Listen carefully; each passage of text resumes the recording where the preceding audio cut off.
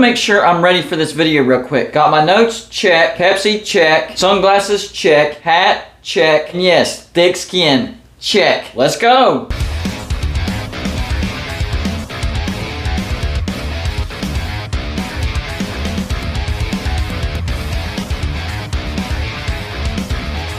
Welcome to Golden Bluted, everybody. If you are a college football fan, please go ahead and hit that like and subscribe button because that's all we do here. Videos every single day. And when you get a chance, go check out our Patreon page. We have a lot of great perks over there. We call our Patreons the shot callers because they call the shots around here. Remember, $5 and up Patreons will get to decide the game that we're going to live stream in the regular season, and you'll get to watch with me, Golden Bluted. And our score prediction contest will be coming back. Every week I'll pick out a game, and my Patreons will pick the score, and whoever comes close to the score wins $20. And you can win as many times as you want. The winners get paid at the end of every month. So for every $1 your membership is worth at the Patreon page, that's how many guesses you'll get on my score prediction contest. I haven't done a car video in a while, and today's a busy day, so it's gonna have to be a car video today. I think Mark Rogers did a video on a very interesting subject, the top 10 most delusional fan bases in college football. And here was his top 10. He had number 10 Washington, number 9 Arkansas, number 8 Florida State, number 7 LSU, number 6 Miami, number 5 Oregon, number 4 Nebraska, number 3 Tennessee, number 2 Texas, and number 1 Auburn. So I decided to do my own top 10 fan bases that are delusional. Now, if you're a part of one of these fan bases and you're not delusional, then this doesn't apply to you. I'm not talking to you. This is just about the people that I've had interaction with that are from these fan bases that are flat out delusional. And I'm basically basing this off of this year, not altogether, not the history of the football program, not 10 years from now, but for 2022. The top 10 most delusional fan bases going into 2022. Coming in at number 10, USC. And don't get me wrong, I think USC is going to have a great year. I think they're going to go 10-2, 9-3, somewhere in that realm. Have a really good shot of winning the Pac-12 because the Pac-12 isn't all that great. But I don't think they're getting to the playoffs, and I don't think they're winning a national championship, and I don't think Lincoln Riley is the coach to lead USC to the national championship. Now, will he get USC to the playoffs from time to time? Yes. Will he win the Pac-12? Yes, he will win the Pac-12 a bunch of times. But he is not the coach to get USC back to the national championship and win a national championship. Look, he coaches great offenses, but he really doesn't focus on defenses. So he'll do enough to have 10-win seasons to win the Pac-12 to get to the playoffs. But once he gets to the playoffs and faces a team that can score just as much as he can, and he don't have the defense to help his offense out, then he's not going to win that game, and he's not going to win a national championship. That's just my opinion. Could I be wrong? Of course I could be wrong. But I think his record has proven he's good enough to be good in the regular season, but he's not a good enough coach to win a playoff game or a national championship. Coming in at number 9 is going to be Oregon. Oregon going through some big changes, and Oregon fans think that they're going to win the Pac-12 this year. It's not going to happen. Number 1, I'm not sure if the Pac-12 is going to have divisions this year. If you do, then yes, Oregon has a chance to win the Pac-12 North and get to the Pac-12 championship. But if you do away with divisions, then you're going to be like the 4th best team in the Pac-12 this year. The 3 teams I have above you is going to be USC, UCLA, and Utah. Those 3 teams will be better than Oregon. So if you go without divisions, then Oregon, I'm sorry, you're screwed. You're not even going to get to the Pac-12 championship. Now, if the Pac-12 sticks with divisions and you win the Pac-12 North and you do get the Pac-12 championship, I don't think you're going to beat whoever's coming out of the South. The South division in the Pac-12 this year will be far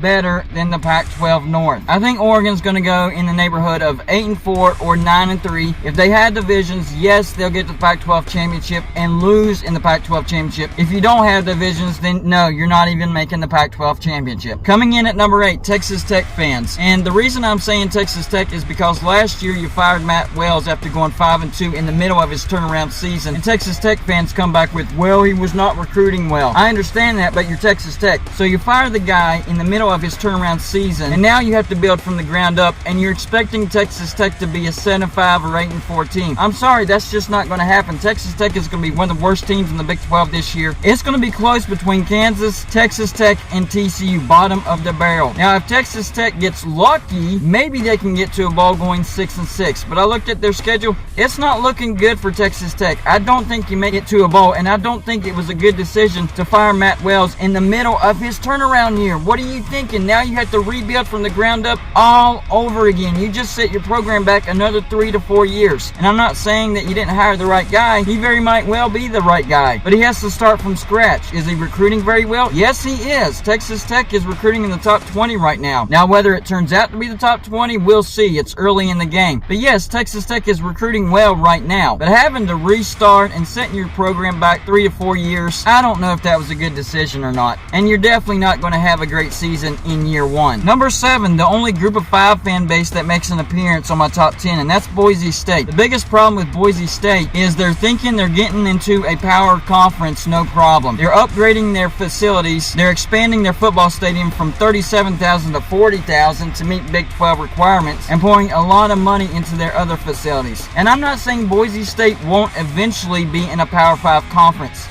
but as is right now, your facilities are not Power 5 facilities. They're just not. You need to have a better resume than what you do now. UCF is a very big fan base, and it's growing. The biggest on-campus student fan base there is, period. In Cincinnati, their resume the past 2 years is non-comparable to any other group of 5 team there is. I mean, they got to the playoffs last year. The only group of 5 team ever to make it to the playoffs. That's a great resume. BYU's a national brand. They've won a national championship. I know it's been like 30 years, but they've won a national championship recently, or in recent college football history, I should say. And then there's Houston, who has a massive TV market. I know they have to compete with Texas A&M and Texas Tech and Baylor and TCU in Texas, but the city of Houston is a top 10 city in the United States of America as far as size, so they have great potential. Boise State, I'm not saying you won't make a Power 5 conference eventually, but you have a lot of work to do. Number 6, Pitt. And I know this is going to come off as a little bit of a homer pick. The Pitt fans think they're going to repeat as ACC champs and have a chance to get to the playoffs. Newsflash, you're not even going to beat West Virginia or Tennessee. I have Pitt going 8-4, not winning the ACC, not even getting to the ACC championship because you lost 2 major pieces from last year's team. Kenny Pickett, your quarterback, and Jordan Addison, the best wide receiver in the nation. It's not happening. And I know Pitt had a decent defense last year, but you hung your hat on your offense and you lost your offensive coordinator, your quarterback, and the best wide receiver in the nation. And don't give me this Keaton Slovis nonsense. We all know he's average at best. Number 5 on this list, Texas A&M. Yes, you just bought the number 1 recruiting class in the nation, but you don't have a good coach. He can recruit his rear end off, but if you look at his overall success, what he's done with the talent that he's had, mediocre at best. I mean, they sniffed the playoffs in 2020 by going 9-1, but that's it. And yes, I know he won a national championship at Florida State with Bobby Bowden recruits. What happened once that well ran dry? He fled and went to Texas A&M. He has a high winning percentage, I'll give you that, but with the recruits that he's getting in, Texas A&M should be making the playoffs on a regular basis. If he hasn't gotten Texas A&M to the playoffs yet, it's not going to happen. Coming in at number 4, Arizona State. A lot of Arizona State fans think that they're not going to take a nosedive this year. You are going to take a nosedive this year. There's a lot of heat on Herm Edwards right now. You lost Jaden Daniels to LSU. Arizona State might not even make a bowl this year. Just accept it, Arizona State fans. You're not competing for the Pac-12, and you'll be lucky if you get to a bowl. I have Arizona State at the bottom of the barrel in the Pac-12 this year. I think Arizona has a chance to beat the Sun Devils this year. That's how bad I think Arizona State will be. Number 3, Texas. I mean, the brand itself speaks for itself. Texas is back. Texas is back. Texas is back. Then you make stupid decisions like firing Tom Herman after going 7-3 and hiring a coach that has no real credentials other than part of a season and being average in that part of the season. What happens? You go 5-7. Oh, we're sticking with Steve Sarkisian. He's the guy. He's been around the right people. He recruits at a high level. Newsflash, Texas already recruits at a high level. You went 5-7 last year and you lost to Kansas. Steve Sarkisian was a bad hire. Stop fooling yourselves. Number 2 on this list, Auburn. Auburn made a bad hire with Brian Harsin. Auburn fans don't want to accept that, even though they had a mediocre season last year. Oh, Auburn's on the uprise. We're going to have a good season this year. No, you're not. 7-5 at best. Auburn is in for some rough years compared to Auburn standards. I thought the standards for Auburn was get to the playoffs, win a playoff game, and compete for a national championship. If that's your standards, then Brian Harsin is not your guy. Just accept it. And finally, Georgia. Georgia fans are delusional right now because they think losing 3/4 of a historic defense doesn't matter because they returned most of the offense that was pretty good. And I'll give that to you.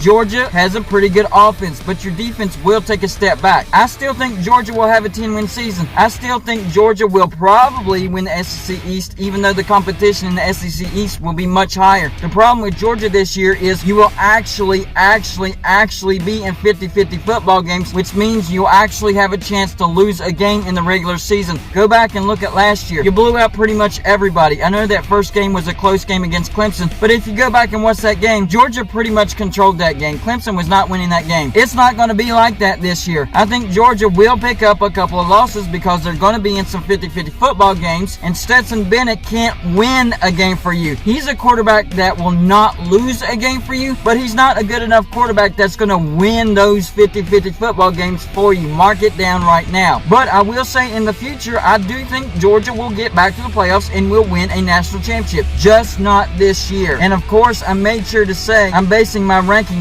on this year, about 2022. So get it straight, Georgia fans. You're going to have a double-digit win season. You're probably going to win the SEC East, but you're not getting to the playoffs. You're not winning the SEC, and you're not winning a back-to-back national championship. It's just not happening. So y'all let me know in the comment section where I got it right, what teams you agree with, and where I got it wrong, what teams you don't agree with, and what teams would you have in the top 10 as far as most delusional fan base for 2022, going into the 2022 college football season. That's all I got for you for this show. Like and subscribe if you haven't already, and I'll see you on my next show.